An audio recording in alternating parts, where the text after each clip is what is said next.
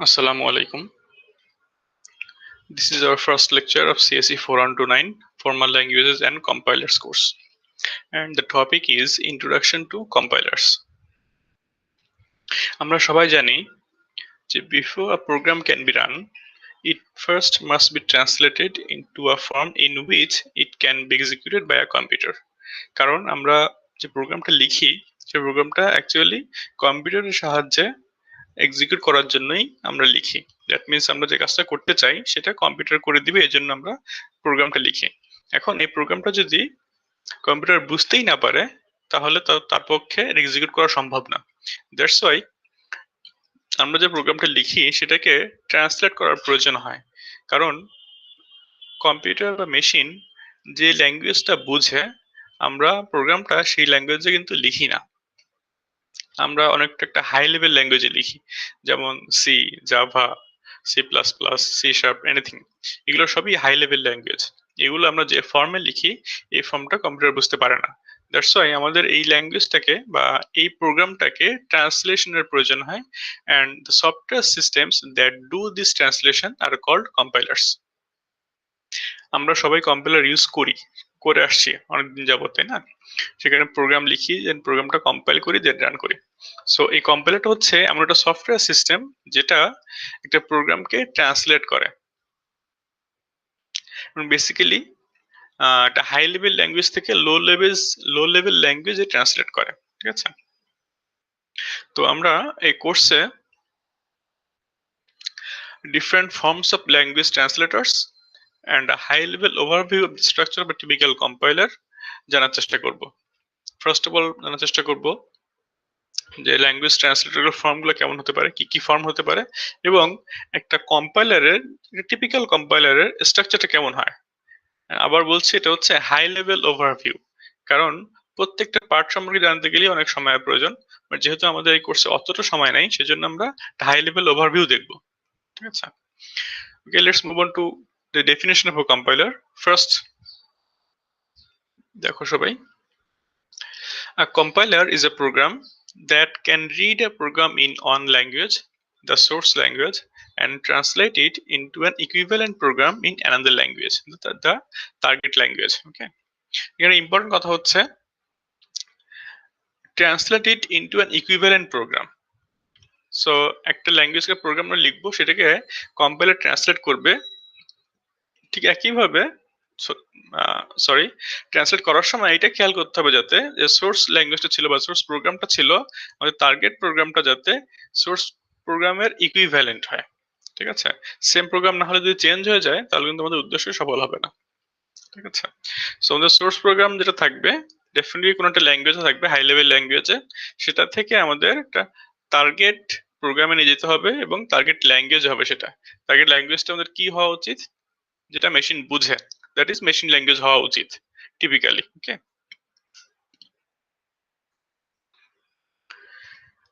আমি যে কথা একটু আগে বললাম যে টিপিক্যালি কি হয়, একটা কম্পাইলার সেগুলোকে বলা হয় যারা হাই লেভেল প্রোগ্রামিং ল্যাঙ্গুয়েজ থেকে লোয়ার লেভেল প্রোগ্রামিং এ যায়। এখানে নেক্সট পয়েন্টে লেখা আছে, the name compiler is primarily used for programs that translate source code from a high level programming language to a lower level language to create an executable program. Executable program যেটা আমাদের computer execute করবে বা run করবে। এখন শুধুমাত্র translate করাই কিন্তু আমাদের উদ্দেশ্য না। দেখো, an important role of the compiler is to report any errors in the source program that it detects during the translation process. So translation প্রসেসের সাথে আমাদের আরেকটা গুরুত্বপূর্ণ কাজ হচ্ছে, দ্যাট মিনস কম্পাইলারের গুরুত্বপূর্ণ কাজ হচ্ছে এরর রিপোর্ট করা। যখন ট্রান্সলেশনটা করবে তখন সে এররগুলোও ডিটেক্ট করার চেষ্টা করবে এবং রিপোর্ট করবে, ঠিক আছে? সো আমাদের কম্পাইলার দুইটা কাজ বুঝলাম, একটা হচ্ছে হাই লেভেল ল্যাঙ্গুয়েজ থেকে লোয়ার লেভেল ল্যাঙ্গুয়েজে ট্রান্সলেট করা, এবং the time of translating error detect করা এবং রিপোর্ট করা।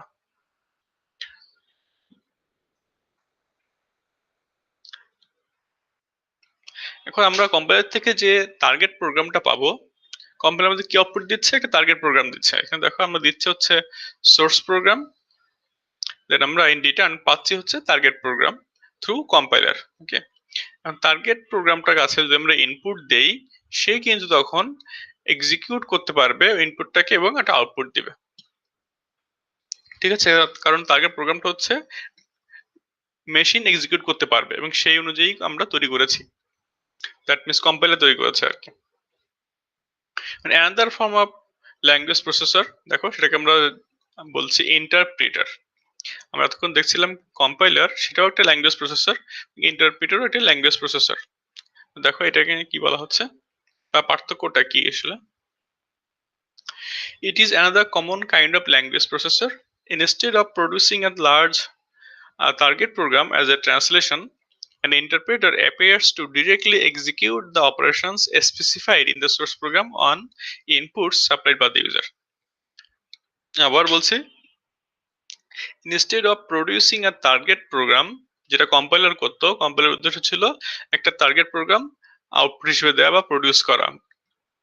এখানে বলা হচ্ছে instead of producing a target program as a translation, an interpreter appears to directly execute the operations specified in the source program on inputs supplied by the user. মানে interpreter কি করে, interpreter কিন্তু একটা programme দেয় না, actually সরাসরি আউটপুটই দেয়, কারণ সোর্স প্রোগ্রামের যে ইনস্ট্রাকশন গুলো আছে সেগুলো সে এক্সিকিউট করে। ওকে, এবং ইউজার থেকে যে ইনপুট পায় সেই ইনপুট গুলা ওই এক্সিকিউশনের সময়ই রান করে দেয়। তাহলে কি হবে, আমরা অ্যাকচুয়ালি আউটপুটটা পাবো। ঠিক আছে, এটা ইম্পর্টেন্ট একটু বোঝা। দেখো, the machine language target program produced by a compiler is usually much faster than an interpreter at mapping inputs to outputs. Input থেকে আউটপুট পাওয়ার ক্ষেত্রে যদি আমরা টার্গেট প্রোগ্রাম চিন্তা করি এবং ইন্টারপ্রিটার চিন্তা করি, বেশ কম্পাইলার এবং ইন্টারপ্রিটার কোনটা ফাস্টার হবে? ফার্স্ট অফ অল চিন্তা করলো কম্পাইলার কি করে। কম্পাইলারের কাজটাই হচ্ছে একটা সোর্স প্রোগ্রামকে টার্গেট প্রোগ্রামে তৈরি করে দেয়া, দ্যাটস ইট, তার কাজ শেষ। এখন টার্গেট প্রোগ্রামটা কি, সেটা হচ্ছে মেশিনে এক্সিকিউটেবল একটা প্রোগ্রাম। তার কাছে যখন আমি একটা ইনপুট দিব, সে সেটা রান করবে, এক্সিকিউট করে আউটপুট দিবে আমাকে। তার কিন্তু আর কোনো কাজ নেই, সে জাস্ট ইনপুটটা নেবে, এক্সিকিউট করবে, রান আউটপুট দিবে, দ্যাটস ইট।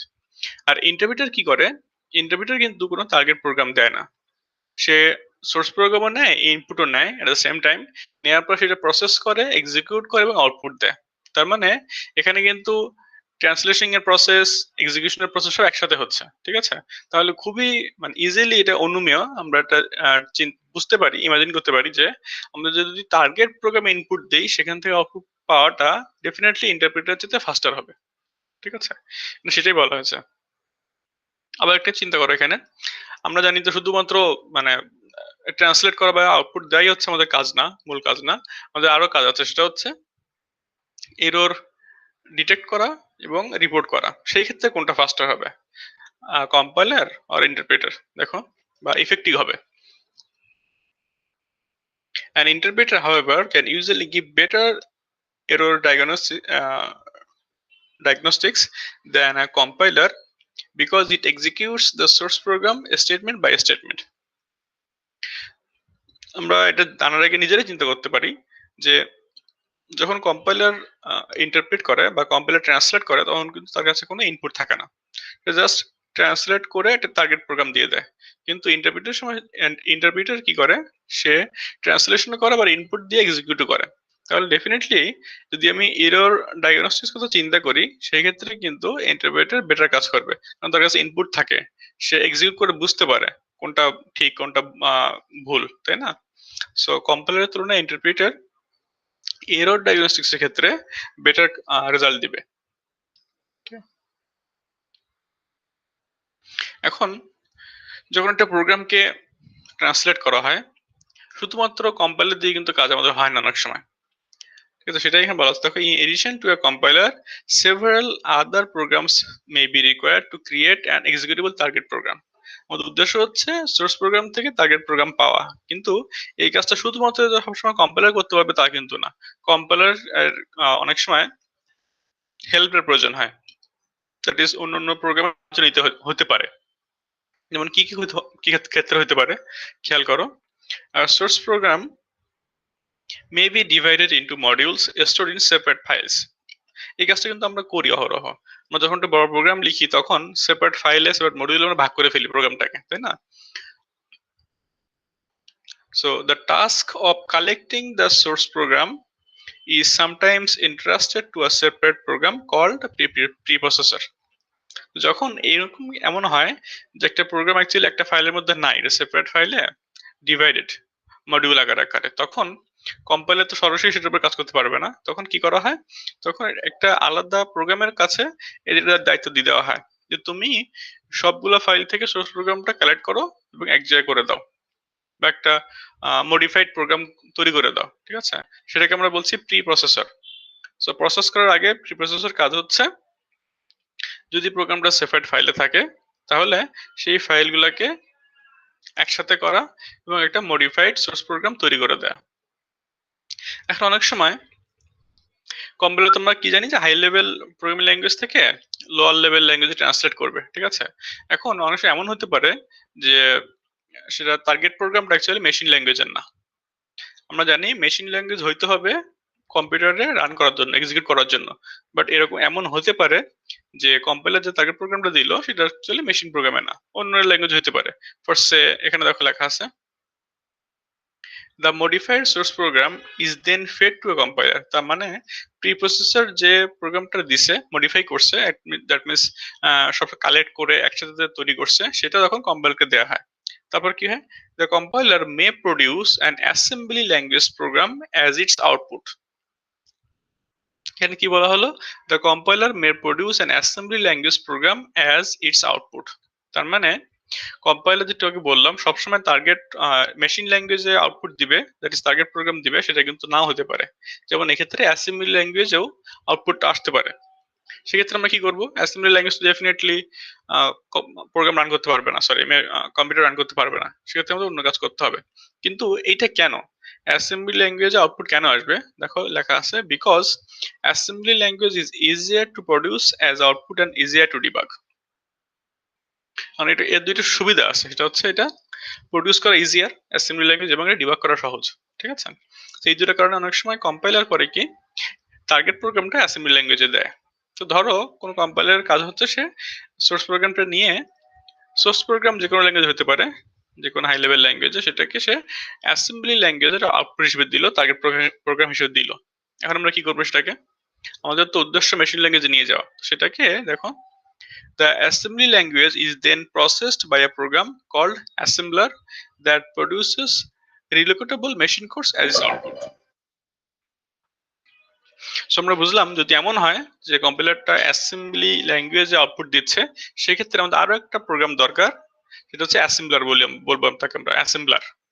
সে করবে কি, এই প্রোগ্রামটাকে নিয়ে প্রসেস করবে এবং রিলোকেটেবল মেশিন কোডে পরিণত করবে, আউটপুট দিবে। দ্যাট মিন্স আমাদের যে উদ্দেশ্য ছিল মেশিন কোড পাওয়া, সেটা আমরা পেয়ে যাব এই প্রোগ্রামটার সাহায্যে, ঠিক আছে? এখানেই কিন্তু শেষ না, আরো একটা প্রবলেম হতে পারে। দ্যাট মিন্স সেটা হচ্ছে প্রবলেম না, অ্যাকচুয়ালি সিনারিও। অনেক সময় দেখা যায় অনেক বড় প্রোগ্রাম, লাস্ট প্রোগ্রামগুলো সেগুলো হয় কি ভেঙে ভেঙে কম্পাইল করা হয়। তো একসাথে করতে গেলে অনেক সময়ের প্রয়োজন, এমন হতে পারে যে বিশাল প্রোগ্রাম একসাথে করতে গেলে অনেক সময় লাগবে, বা রিসোর্সের প্রবলেম হতে পারে। সেক্ষেত্রে আমরা করবো কি, ভেঙে ভেঙে কম্পাইল করা হয়, ঠিক আছে? তো যখন ভেঙে ভেঙে কম্পাইল করা হবে ডেফিনেটলি আউটপুটও ভেঙে ভেঙে আসবে। তো ধরো 5টা ফাইলে আমার আউটপুট আসছে, আমি 5টা মডিউলে কম্পাইল করছি, সো আমাদের 5টা ফাইলে আউটপুট আসছে। এখন এই আউটপুট একটা প্রোগ্রাম তো অ্যাকচুয়ালি ছিল এক, এখন যদি 5টা প্রোগ্রামে আসে, 5টা ফাইলে আসে, তাহলে আমরা এটাকে কিভাবে রান করবো মেশিনে? সেপারেটলি রান করা যাবে না, রান করার সময় তো আমার একটা ভাবেই রান করতে হবে। তখনই আসে হচ্ছে লিঙ্কার এবং লোডারের কাজ। দেখো লিঙ্কার অ্যান্ড লোডার, আগে খেয়াল করো কি লেখা আছে, large programs are often compiled in pieces, so the relocatable machine code may have to be linked together with other relocatable object files and library files into the code that actually run on the machine। যখন বড় প্রোগ্রামকে ভেঙে পিসে পিসে compile করা হবে তখন definitely machine code আলাদা আলাদা হবে, সেপারেট ফাইল আসবে, সেগুলোকে কি করার প্রয়োজন হতে পারে, লিঙ্ক করার প্রয়োজন হতে পারে। ধরো file number 1, then file number 2, then file number 3, এগুলো লিঙ্ক আপ করতে হবে, ঠিক আছে, অ্যাড্রেসের সাহায্যে, মেমরি অ্যাড্রেসের সাহায্যে। সো এই লিঙ্কারের কাজগুলো করে, লিঙ্কিং এর কাজগুলো করা হচ্ছে লিঙ্কার, এটাকে লিঙ্কার বলা হয়। দেখো the linker রিজলভস external memory addresses where the code in one file may refer to a location in another file. এই কথাটা মানে হচ্ছে ধরো একটা ফাইলে কিছু কোড আছে এবং এই কোডের পরবর্তী অংশ কোথায় সেটা ওই ফাইলে একটা অ্যাড্রেস দেওয়া আছে। সো ওই অ্যাড্রেস ধরে আমাকে সেই ফাইলে যেতে হবে, ঠিক আছে? সো এই লিঙ্কিং এর কাজটুকু করা হচ্ছে লিঙ্কার। আর যখন লিঙ্কিং কাজ হয়ে যাবে তখন কি করতে হবে? এই প্রোগ্রামটাকে লোড করতে হবে একসাথে এক্সিকিউটেবল অবজেক্ট ফাইল হিসেবে মেমোরিতে। সেই কাজটুকু করা হচ্ছে লোডার। সো অনেক সময় আমাদের শুধুমাত্র কম্পাইলার দিয়ে কাজ না হতে পারে, কম্পাইলারের সাথে আমাদের কিছু প্রয়োজনীয় প্রোগ্রাম লাগতে পারে, যেমন প্রি প্রসেসর, তারপর হচ্ছে অ্যাসেম্বলার, লিঙ্কার, লোডার, এগুলো লাগতে পারে, ঠিক আছে? তো এগুলো ইউজ করে আমরা সোর্স প্রোগ্রাম থেকে টার্গেট মেশিন কোড পেতে পারি, ঠিক আছে? এগুলোকে বলা হচ্ছে আর ল্যাঙ্গুয়েজ প্রসেসিং সিস্টেম। ল্যাঙ্গুয়েজকে প্রসেস করার জন্য একটা সিস্টেম হচ্ছে একেবারে প্রথম থেকে সোর্স প্রোগ্রাম থেকে টার্গেট মেশিন কোড পর্যন্ত পাওয়াটাকে বলা হচ্ছে। ওকে, এখন আমাদের মূল কনসার্ন হচ্ছে কিন্তু এগুলা না, প্রিপ্রসেসর না, অ্যাসেম্বলার না, লিঙ্কার, লোডার না। আমাদের মূল, আমরা এই কোর্সের কনসার্ন হচ্ছে কম্পাইলার, ঠিক আছে? সো আমরা কম্পাইলার এখন একটা স্ট্রাকচারটা দেখার চেষ্টা করব। দেখো, structure of a compiler. First compiler কাছে কি যাবে? একটা সোর্স প্রোগ্রাম যাবে, ঠিক আছে? সেটা আসতে পারে প্রিপ্রসেসর থেকে, প্রিপ্রসেসর থেকে মডিফাই হয়ে আসছে এমন হতে পারে, অথবা সরাসরি একটা সিঙ্গেল ফাইল হতে পারে যেটা সরাসরি ইউজার লিখছে। আমরা যেমন ইউজুয়ালি আমরা যেমন প্রোগ্রাম লিখি, ছোট্ট প্রোগ্রাম, এগুলো ডেফিনেটলি প্রিপ্রসেস করার তেমন প্রয়োজন থাকে না। সো সেই ক্ষেত্রে সোর্স প্রোগ্রাম বা ক্যারেক্টার স্ট্রিমকেই আমরা ইনপুট হিসেবে দেখছি। সেটা ইউজার থেকে আসতে পারে অথবা প্রিপ্রসেসর থেকে প্রসেসড হয়ে আসতে পারে, ঠিক আছে? এখন সোর্স প্রোগ্রামটাকে আমরা সময় ক্যারেক্টার স্ট্রিম বলবো, এটা একটু মনে রাখতে হবে। প্রোগ্রামটা কিন্তু অ্যাকচুয়ালি ক্যারেক্টার স্ট্রিমই, তাই না? যখন একটা প্রোগ্রাম লিখি সেখানে কি থাকে?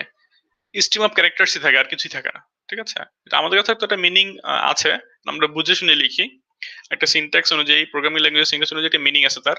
কিন্তু কম্পিউটারের কাছে সেটা কি? শুধুমাত্র stream of characters, nothing else. এরপরে দেখো কতগুলো ভাগে ভাগ করা হয় কম্পাইলারটাকে।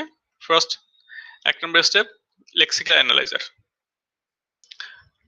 দেন syntax analyser, then semantic analyser, then intermediate code generator, after that machine independent code optimizer, then code generator, then machine dependent code optimizer. ওকে, সাতটা ভাগে ভাগ করা হয় নরমালি। অনেক ক্ষেত্রে দেখা যায় বইয়ে মানে অন্যভাবে ভাগ করা যায়, বাট মূল কাজ একই, সেটা আমরা ধীরে ধীরে শিখবো। আমরা এখন এরপরে দেখো লেফট সাইডে আছে সিম্বল টেবল ম্যানেজমেন্ট এবং রাইট সাইডে আছে হচ্ছে error handling and recovery. Okay, so মোট 8টা স্টেপ, কিন্তু এই যে নাম্বার 8 এবং নাম্বার 9 এটা হচ্ছে আমাদের মানে হেল্পিং হ্যান্ড টাইপ, সাহায্য করার জন্য, ঠিক আছে? এটা আমরা পরে যখন পড়বো তখন বুঝতে পারবা কিভাবে কাজ করে। সো আমাদের এরপরে কাজ হচ্ছে, এরপর আমরা ক্লাসগুলোতে আমরা শিখবো লেক্সিক্যাল অ্যানালাইজার কিভাবে কাজ করে, সিনট্যাক্স অ্যানালাইজার কিভাবে কাজ করে, সিম্যান্টিক অ্যানালাইজার কিভাবে কাজ করে, ঠিক আছে? প্রত্যেকটা আমরা ভেঙে ভেঙে দেখবো ইনশাআল্লাহ। ফার্স্ট আমি আইডিয়া দিই। লেক্সিক্যাল অ্যানালাইজারের কাজ হচ্ছে, ফার্স্ট যে ক্যারেক্টার স্ট্রিমটা আসে, জাস্ট চিন্তা করো, যেটা সহজে বললে তোমরা এখন বুঝতে পারবা, সেটা হচ্ছে ধরো তোমরা যখন প্রোগ্রাম লিখো তখন প্রোগ্রামের মাঝে কিন্তু অনেক কমেন্টস থাকে। অনেক সময় আমরা কমেন্ট করে রাখি বিভিন্ন কাজ যা আমার মনে রাখার জন্য বা সুবিধার ক্ষেত্রে। এখন চিন্তা করি এই কমেন্ট গুলা, এগুলা তো ডেফিনেটলি আমাদের এক্সিকিউশনের পার্ট না, তাই না? আমরা যে কোডটা লিখি, এই কোডটা যে মানে যে কাজের জন্য করি সেই কাজটা করার জন্য কিন্তু আমাদের কমেন্ট গুলো এক্সিকিউশনের কোনো প্রয়োজন নাই, এই জন্য সেগুলো কমেন্ট বলা হয় বা কমেন্ট করে রাখা হয়। তো এখন আমি যদি কম্পাইল করতে চাই তখন কি সেগুলোকে আমি নিব, ওগুলো নিয়ে আমি কাজ করব? কোনো প্রয়োজন নাই কিন্তু। সো ওই কমেন্ট গুলোকে বাদ দিয়ে দেওয়া কিন্তু আমাদের ফার্স্ট এই যে step 1, that is lexical analyser, এখানেই কাজগুলো হয়, ঠিক আছে? সো কমেন্ট গুলো বাদ দেওয়া, এক্সট্রা স্পেস, অনেক সময় আমরা স্পেস দিই, তাই না? ধরো একটা ব্লক লিখলাম, ফর লুপ লিখলাম, তো আমরা বডিটা একটু মানে স্পেসিং করে লিখি যাতে আমাদের বুঝতে সুবিধা হয়। ইফ এলসে ব্লক লেখার সময় স্পেসিং করে তো সুবিধা হয়। এগুলো কিন্তু শুধুমাত্র আমাদের দেখতে সুবিধার জন্য। আমি যদি স্পেসটা না দিতাম তাহলে কিন্তু প্রোগ্রাম কাজ হতো না, অবশ্যই হতো কিন্তু, ঠিক আছে? সো এই স্পেসিং গুলো বাদ দিয়ে দেওয়া হয়, এক্সট্রা স্পেসিং গুলা। সো বাদ দিয়ে শুধুমাত্র আমাদের যেটুকু কোড, প্রয়োজনীয় অংশ, সেটুকুই মাত্র নিয়ে কাজ করা হয় এবং সেইটা তৈরি করার কাজ হচ্ছে দায়িত্ব কিন্তু লেক্সিক্যাল অ্যানালাইজারের উপরে। ঠিক আছে, এখানে আরো কিছু কাজ আছে সেগুলো এখন বললে তোমরা বুঝবে না, এগুলো পরে আমরা ধীরে ধীরে ইনশাল্লাহ শিখবো। ঠিক আছে, এরপর সিনট্যাক্স অ্যানালাইজার, যেখানে সিনট্যাক্টিক্যাল এররগুলো দেখা হয় বা সিনট্যাক্টিক্যালি কারেক্ট কিনা সেটা চিন্তা করা হয়, সিমেন্টিক্যালি কারেক্ট কিনা চিন্তা করা হয়। দেন আমাদের ইন্টারমিডিয়েট কোড তৈরি করা হয় একটা, যে কোডটা আমাদের দুইটা ফেসকে জয়েন করে অ্যাকচুয়ালি। ঠিক আছে, সেটা পরে নেক্সট পার্টে দেখছি, এই লেকচারের মধ্যেই আছে। তো এনিওয়ে, তো আমরা এগুলো প্রত্যেক ভাগে ভাগে ইনশাল্লাহ দেখবো পরে। আপাতত জাস্ট জেনে রাখো যে major phases of a compiler with phase inputs and outputs. So major phase গুলো কি কি এবং প্রত্যেকটা ফেজ থেকে ইনপুটটা কি আউটপুটটা কি, জাস্ট একটু দেখে রাখো মনে রাখার জন্য বা একটা আইডিয়া থাকার জন্য। ঠিক আছে, এখন দেখো, the structure of a compiler can be mapped into two parts, analysis and synthesis. Analysis কে বলা হয় ফ্রন্ট এন্ড আর সিনথেসিস কে বলা হয় ব্যাক এন্ড। ওকে, অ্যানালাইসিস ফেজের কাজ কি দেখো, analysis phase reads the source program and splits it into multiple tokens and constructs the intermediate representation of the source program. Token কি, ইন্টারমিডিয়েট রিপ্রেজেন্টেশন কি, আমরা পরে দেখবো, চিন্তার কিছু কোনো কারণ নাই, জাস্ট একটু আইডিয়া দেওয়ার জন্য বলে রাখা হচ্ছে। অ্যানালাইসিস ফেজের কাজ হচ্ছে সোর্স প্রোগ্রামটা ইনপুট হিসেবে নেওয়া এবং সেগুলোকে স্প্লিট করে ভেঙে ভেঙে টোকেন তৈরি করা। ঠিক আছে, এবং ইন্টারমিডিয়েট রিপ্রেজেন্টেশন তৈরি করে দেয়া। এর মাঝে এই কাজটুকু করার সময় সে কি করে, it also checks and indicates the syntax and semantic errors of the source programme. এটা কিন্তু আমরা বলছি অ্যানালাইসিস ফেজ। ঠিক আছে, সো এর মধ্যে সিনট্যাক্স সিমেন্টিক এররও চলে আসছে, তার মানে lexical analyser phase, syntax analyser phase, semantic analyser phase সবগুলো কিন্তু অ্যানালাইসিস ফেজের মধ্যে পড়ছে। ঠিক আছে, it collects information about the source program and prepares the symbol table. Symbol table will be used overall compilation process. Symbol table কি তোমরা জানো না, এবার আইডিয়া দিয়ে রাখি একটু, সেটা হচ্ছে এই সিম্বল টেবলের মধ্যে আমরা আইডেন্টিফায়ার ইউজ করি। ধরো প্রোগ্রাম সম্পর্কে ভ্যারিয়েবল নেম লিখলাম। ঠিক আছে, এই ভ্যারিয়েবল নেম কিন্তু আমাদের প্রোগ্রামের শেষ পর্যন্ত যায় না। ওকে, এটা একটা রেফারেন্স যায়। সো এই রেফারেন্স গুলাই আইডেন্টিফায়ার সম্পর্কে ইনফরমেশন রাখা, তার ভ্যালু আপডেট হলে সেগুলো রাখা, সেগুলো হচ্ছে সিম্বল টেবলের কাজ। এই সিম্বল টেবল তৈরি হয় কিন্তু অ্যানালাইসিস ফেজে এবং এটা পুরো কম্পাইলেশন প্রসেস এর মধ্যে দিয়েই কাজে লাগে। and this is called as the front end of a compiler. So এটাকে আমরা front end বলছি। যে synthesis phase, it will get the analysis phase input, intermediate dimension and symbol table and produces the target machine level code. Okay, so analysis phase থেকে যে আউটপুটটা পাচ্ছে সেটা হচ্ছে এই ফেজের ইনপুট, সেটা হচ্ছে intermediate representation and symbol table. তারপরে সে কি করে, বিভিন্ন স্টেপে বিভিন্ন ফেজে প্রসেস করে এটাকে মেশিন লেভেল করে নিয়ে যায়, এটাকে আমরা ব্যাক এন্ড বলা হয়। ঠিক আছে, সো এটুকু ছিল আমাদের ফার্স্ট লেকচার বা ইন্ট্রোডাকশন টু কম্পাইলার্স। দুটো ছোট কোশ্চেন আছে, what is the difference between a compiler and an interpreter. তোমরা এতক্ষণ নিশ্চয়ই বুঝে ফেলছো পার্থক্যটা কি, and what are the advantages of a compiler over an interpreter and an interpreter over a compiler. এগুলো আমার মনে হয় লেকচার টু যতটুকু শুনছো এটার মধ্যেই আনসারটা লুকে আছে, বলে ফেলছে অলরেডি। আর বুঝতে না পারলে একবার দেখবা, দেখলে আমার মনে হোক সহজে বুঝতে পারবা। ঠিক আছে, সো এইটুকু ছিল আমাদের লেকচার আজকের মতো, ফার্স্ট লেকচারটা। নেক্সট লেকচার থেকে আমরা ইনশাআল্লাহ অন্য টপিক পড়া শুরু করবো। ওকে, থ্যাংক ইউ সবাইকে, আসসালামু আলাইকুম রহমতুল্লাহ।